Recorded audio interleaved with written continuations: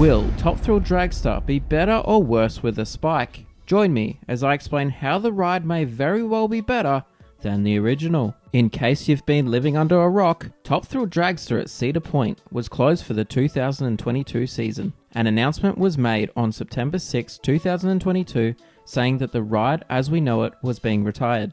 It was also stated that a new reimagined ride experience would be replacing the original Top Thrill Dragster.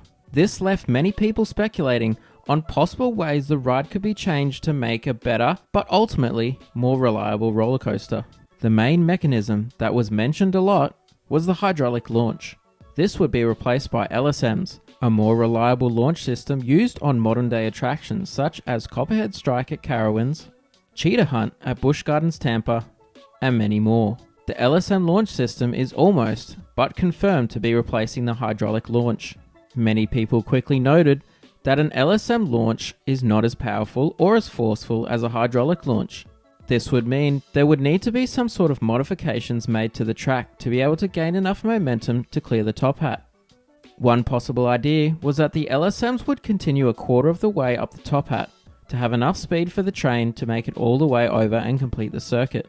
This idea was possible, however many speculated Cedar Point's wording of their announcement saying the ride would be reimagined. A change to the ride's launch system was more of a modification rather than a reimagination. This comes to the top rumour as of the 3rd of April 2023. A spike. A spike is now becoming a popular element on a modern day roller coaster. It gives the train freedom of not only being able to go forwards, but also backwards. Rides such as Pantheon at Busch Gardens Williamsburg, Icebreaker at SeaWorld Orlando, and Steel Taipan at Dreamworld in Australia all feature a spike. More noticeably, all of these rides also feature the LSM launch system. If Top Thrill Dragster was to add a spike, this would mean the ride would feature multiple launches.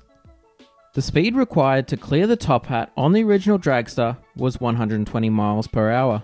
This would mean there would need to be 3 launches of at least 40 miles per hour, or 4 launches at 30 miles per hour. Another question being asked is, will the LSMs be placed all the way down the launch track, or will they only be placed up to a certain point? An example of this is Steel Taipan at Dreamworld in Australia. The ride features LSMs that only go halfway down the launch track. This results in a snappier first launch, but can also feel a bit odd due to the stopping of acceleration at the halfway point of the launch track. Once the train makes it halfway up the hill, the train rolls back down and back onto the launch track where it waits to hit the LSMs for a second time. The second launch is where things really kick into gear. When hitting the LSMs rolling backwards, it gives you a huge kick, jolting you forwards into your restraint. This is, in my opinion, a big sleeper element. The train then continues to accelerate backwards before hitting the spike. You get hit with huge amount of G-forces in this intense part of the ride. Finally, you roll back down the spike and into the final launch, giving you enough momentum to crest the hill. The intensity of the hydraulic launch that the original Top Thrill Dragster once had is now gone.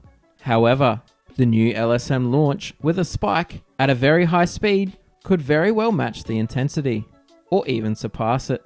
The new reimagined Top Thrill Dragster is opening next year in 2024. Do you think the ride will be better with a spike? Let me know down in the comments below. Thank you for watching, and I'll see you in the next one.